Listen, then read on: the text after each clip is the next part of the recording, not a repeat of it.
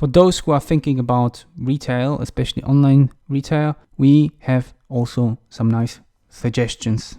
Now, many of you probably are fond of this and would like to open your own online shop, and to be honest, it has become much cheaper than it used to be, but it's still quite a lot of money, especially if you want to do it right and have customers who are returning and spending a lot of money at your place. Here is actually an example of one of the Polish sites which is selling you customized t-shirts. In the revenue and cost model, there is actually a model on this, so check it. And there is also one model on store checks on customized t-shirts, so also please have a look at this. In terms of where you can check it, what could be the MVP? For obvious reasons, the easiest and the best way to start is to go to one of the general marketplace, be it Amazon, eBay, Alibaba, or like we have it in here, Allegro. It has basically the traffic, and setting up a place there doesn't cost much. So you can test quite a lot of things there, like the product range,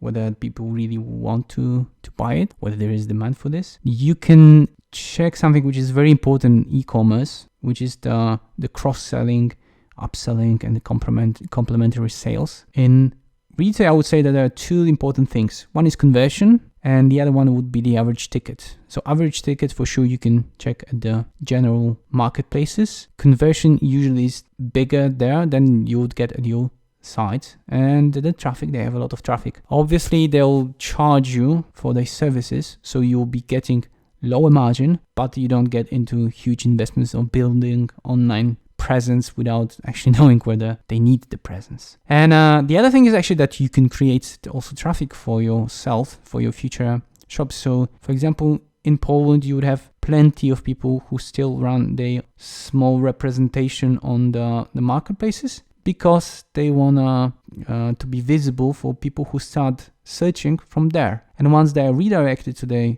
e-commerce presence, the e-commerce shop, then they try to keep them there. The big, obviously, drawback of general marketplaces, or any marketplaces to be exact, is that you don't collect the data on customers. You don't have the emails usually. You can have some shipping details, but you cannot really send them the email list and tell them that you have a new product.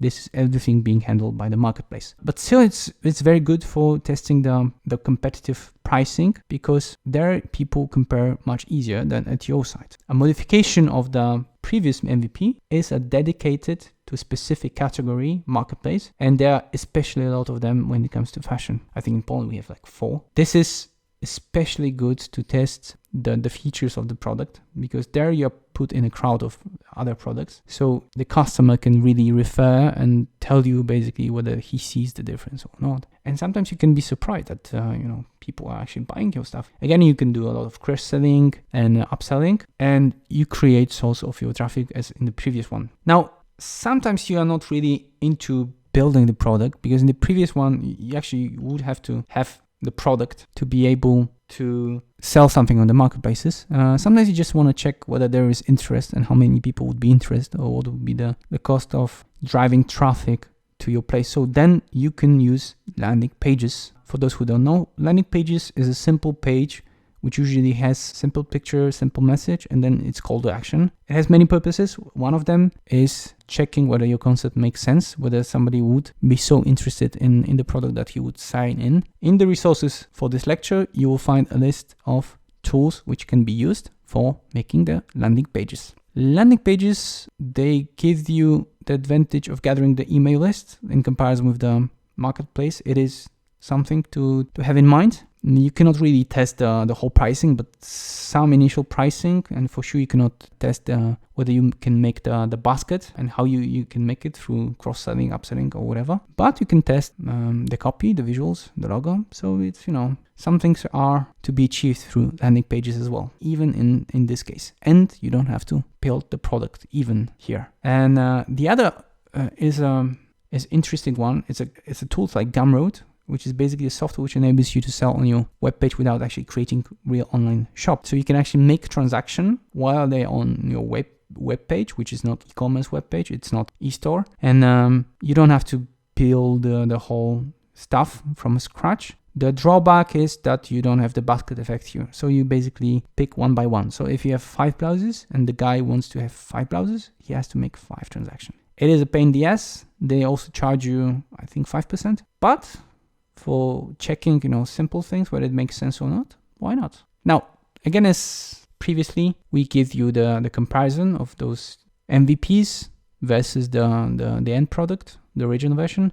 So as you can see, again, it is much more expensive to build a product. It is much faster to build MVP. What is interesting actually here is to look at the list of the features. So here are the features you want to test, and these are the original concept, the different MVPs. And you can actually see that on some of the stuff, MVP is actually better than the end products. So when we look at the pricing, for example, your site is worse in checking the pricing than the dedicated marketplace. This is what I said to you about being put in a competitive landscape, so the people can really compare, and then they really can tell you at what price what happens. So on your price, it is much more difficult to get the right pricing, whereas on the marketplace you can actually get it better. So some people actually do a funny thing. They have an online presence, but they use the MVP in a sense of dedicated marketplace to test novelties or to test modification, or to flash down the products which they could not sell at their own